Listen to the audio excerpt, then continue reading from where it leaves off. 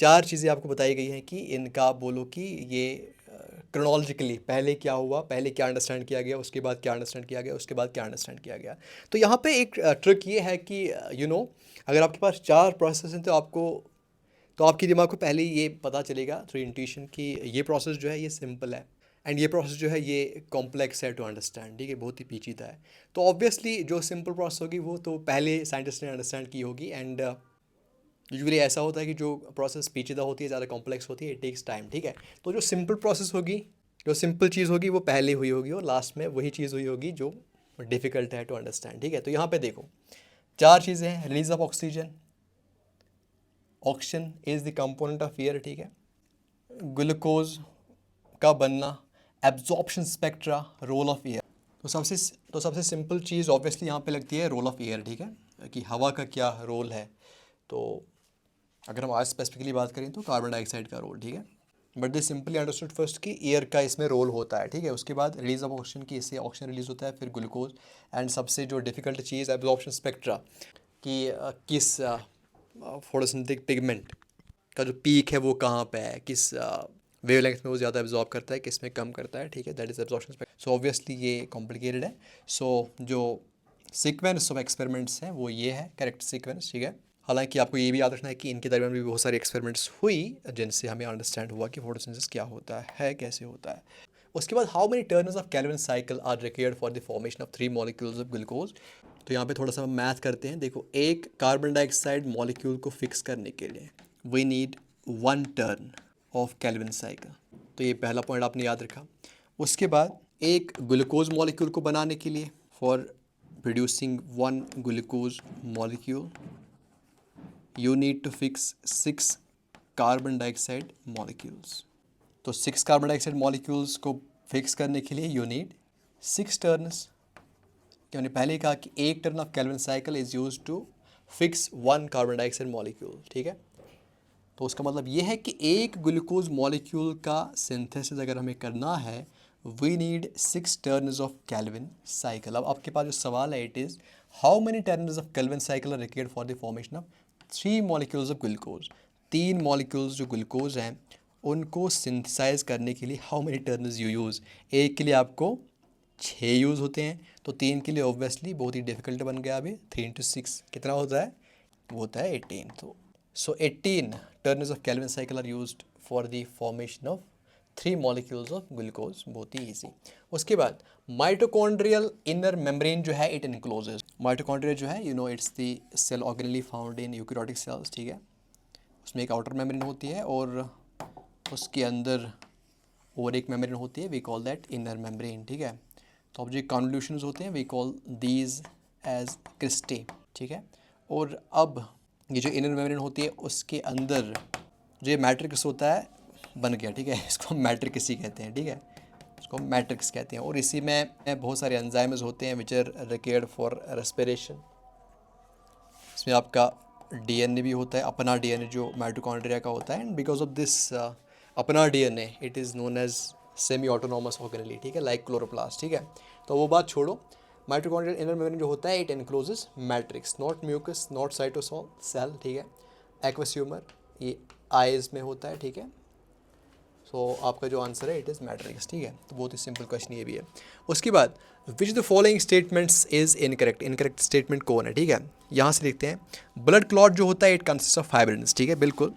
जब इंजरी हो जाती है से ब्लड लॉस हो सकता है और ब्लड जो होता है कोगुलेट हो जाता है फिर। तो blood coagulates in response to injury, बिल्कुल सही है ये, लेकिन आपको इनकरेक्ट बोलना है तो गलत है ये। Blood clot consist of fibrins, तो अब जो ब्लड लॉस है इसको बचाने के लिए क्लॉट बनेगा। तो वो जो क्लॉट होता है ये फाइब्रिन्स का बना होता है। फाइब्रिन क्या होता है, इट इज़ इनसॉल्युबल मैश, ठीक है। एक मैश होता है जो एक बड़ा नेटवर्क होता है इनसॉल्युबल, ये क्लॉट बनाता है। तो इससे फिर ब्लड लॉस जो है वो चेक हो जाता है। So blood clot consist of fibrins, ठीक है, ये भी राइट है, तो यहाँ पे रॉन्ग हो गया। अब जो ये फिब्रिनस है ये कहाँ से आते हैं, it is produced from something called as fibrinogen, ठीक है। फिब्रिनोजन क्या होता है, ये सॉल्युबल होता है। तो फाइब्रिन कहाँ से आता है, फाइब्रिनोजन से आता है, न कि फाइब्रिनोजन कहाँ से आता है, फाइब्रिन से आता है, ऐसा नहीं है। Fibrin is produced from fibrinogen, so this one is correct. तो यहाँ पे आपको इनकरेक्ट ढूंढना है तो इनकरेक्ट हो गया। Fibrinogen is produce from fibrin, यही इनकरेक्ट है, तो यहाँ पे हमारा राइट आंसर यही है, ठीक है, जो गलत है वही सही है। अब ये वाला क्वेश्चन, सिफिनोप्सिडा क्लास बिलोंग्स टू, बहुत ही सिंपल सा क्वेश्चन है, ठीक है। सिफिनोप्सिडा है आपके पास, टेरोसिडा है, साइलोप्सिडा है, ये सारे जो क्लास हैं they belong to what, pteridophyta, ठीक है, not gymnosperms, not bryophytes and of course surely not to angiosperms. Match the list with list second, ठीक है। Spherical, ये एक्चुअली जो बैक्टीरिया होते हैं उनकी शेप्स के रिलेटेड, जो बैक्टीरियल शेप्स हैं उनके रिलेटेड क्वेश्चन आया है, ठीक है। स्फेरिकल, स्फेरिकल मतलब ऐसे बैक्टीरिया, इनको हम बोलते हैं कॉकस, प्लूरल हो गया आपका कॉकी, कॉक्सी, ठीक है, जो भी आप बताएं, जैसे भी आप पढ़ें, कोई बात नहीं है, कोई टेंशन नहीं है। सो स्फेरिकल जो होते हैं दे आर कोकाई, ठीक है। A to second, A to second, A to second, A to one, ये वाला खत्म, ए टू थ्री, ये वाला खत्म। उसके बाद रॉड शेप्ड बैक्टीरिया, ऐसे बैक्टीरिया जो रॉड शेप्ड होते हैं, माइक्रोस्कोप में रॉड जैसे दिखते हैं, ठीक है, वी कॉल देम बैसिलाई, एक को बोलेंगे बैसिलस, बहुत सारे bacilli. So rod B will be 4 bacilli, so B to 4 this one, B to 4, B to 1, ये वाला खत्म, तुम्हारा आंसर जो है ये है, ठीक है। तो बस दो चीज़ों पे हमने नज़र डाली तो हमारा जो सोल्यूशन आ गया, बहुत ही सिंपल सा क्वेश्चन। उसके बाद comma it's vibrio spirillum, it is spirilla, ठीक है। आगे चलते हैं, which are the characteristics of prokaryotic cells, ठीक है। प्रोकैरियोटिक सेल्स में उनका जो फीचर है, कैरेक्टरिस्टिक फीचर, वो कौन कौन सा है, ठीक है। देखो राइबोसोम्स होते हैं प्रोकैरियोटिक सेल्स में, अब 50s एंड 30s सब यूनिट्स होते हैं, बिल्कुल। जो बैक्टीरिया के जो या फिर प्रोकैरियोटिक सेल्स के जो राइबोसोम्स होते हैं दे आर 70s, ठीक है। अब 70s के दो कंपोनेंट्स होते हैं 50s एंड 30s। तो अभी 50 एंड 30 80 क्यों नहीं बनाता, इसके लिए आपको सेशन जो आप शुरू होने वाले हैं वो देखना पड़ेगा, ठीक है। ये एडिटिव नहीं होता है, ठीक है। तो ये वाला करेक्ट है। उसके बाद दे कैन हैव प्लास्मिड्स, यस, प्लास्मिड्स क्या होते हैं, बैक्टीरियल क्रोमोसोम होता है जो बिल्कुल न्यूक्लियर मेम्ब्रेन के बगैर ही होता है, नेकेड होता है, ठीक है। इसके अलावा कुछ और सर्क्यूलर डीएनए होते हैं वहाँ पे, उन्हीं को हम प्लास्मिड्स कहते हैं। So they can have plasmids, yes this is correct. They contain mesosomes, बिल्कुल, जो उनकी मेम्ब्रेन होती है उनमें कुछ इनफोल्डिंग्स होती हैं, वी कॉल देम मेसोसोम्स, तो ये भी होते हैं। दे हैव पेरोक्सोम्स, नो, पेरोक्सोम्स जो होते हैं they are present in eukaryotic cells, not in prokaryotic cells, तो ये वाला इनकरेक्ट है। तो 1, 2 and 3 A B and C are correct, ठीक है। A B and C, this one is correct, बाकी गलत, ठीक है। आगे चलते हैं, स्मूथ एंडोप्लाज्मिक रेटिकुलम, ठीक है। एंडोप्लाज्मिक रेटिकुलम यूकैरियोटिक सेल्स में होता है, दो किस्में होती हैं। एक किस्म वो होती है जो न्यूक्लियस की बिल्कुल प्रॉक्सिमिटी में होते हैं ऐसे, ठीक है। ये एंडोप्लाज्मिक रेटिकुलम है आपका जो बिल्कुल न्यूक्लियस से जुड़ा हुआ है, ठीक है, इसे 2 से लगाइए, ठीक है। अब इस एंडोप्लाज्मिक रेटिकुलम के साथ राइबोसोम्स जुड़े होते हैं। राइबोसोम्स क्या करते हैं, प्रोटीन सिंथेसिस करते हैं, they are the site of protein synthesis, ठीक है। ये हो गया एक एंडोप्लाज्मिक रेटिकुलम। अब इस जिसके साथ राइबोसोम्स अटैच होते हैं इसको हम बोलते हैं रफ एंडोप्लाज्मिक रेटिकुलम, जिसकी यहाँ पे बात नहीं हो रही है, यहाँ पे स्मूथ एंडोप्लाज्मिक रेटिकुलम की बात हो रही है। वो क्या है, वो न्यूक्लियस से बिल्कुल परे होता है, इससे दूर होता है, ठीक है, और इसके साथ आपके राइबोसोम्स भी जुड़े नहीं होते हैं। So we call this smooth endoplasmic reticulum. तो इसी की बात हो रही है, इस वाले की बात हो रही है, न कि इस वाले की बात। स्मूथ एंडोप्लाज्मिक रेटिकुलम यानी ये वाला एंडोप्लाज्मिक रेटिकुलम जो है, it is actively involve in protein synthesis, बिल्कुल नहीं। प्रोटीन सिंथेसिस यहाँ पे होती है राइबोसोम्स में, which are attached to rough endoplasmic reticulum, तो पहला खत्म। Is site for synthesis of carbohydrates, नहीं। Has ribosomes attach to surface, वो रफ एंडोप्लाज्मिक रेटिकुलम के साथ होते हैं अटैच, यहाँ पे नहीं होते हैं। Is the major site for the synthesis of lipids, ये वाला करेक्ट है, ठीक है। सो ऑप्शन दिस, यहाँ पे लिपिड्स जो होते हैं वो सिंथेसिस उनकी होती है, ठीक है। चलिए आगे चलते हैं।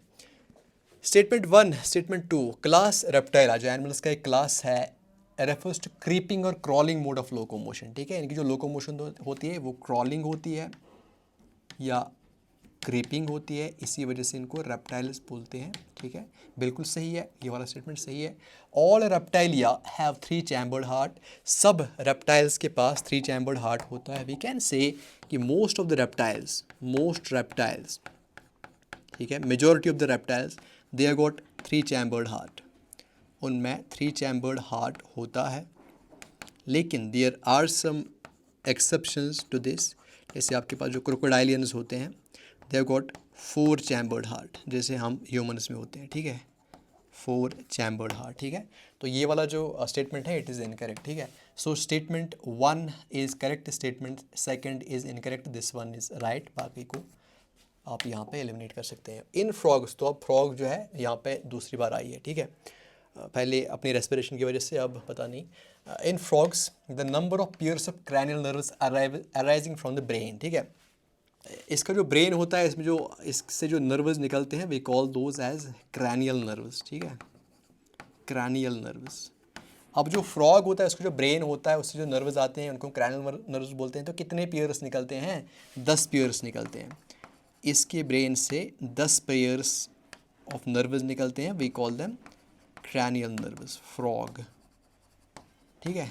तो ये वाला, तो अगर हम कंपेयर करें ह्यूमंस के साथ, हमारे साथ, हम में भी ब्रेन होता है, तो हमारे ब्रेन से निकलते हैं 12 पेयर्स, ठीक है, 12 पेयर्स ऑफ क्रैनियल नर्व्स, ठीक है। सो 19-20 का फ़र्क है। तो हमारे पास 24 क्रैनियल नर्व्स होते हैं, ठीक है।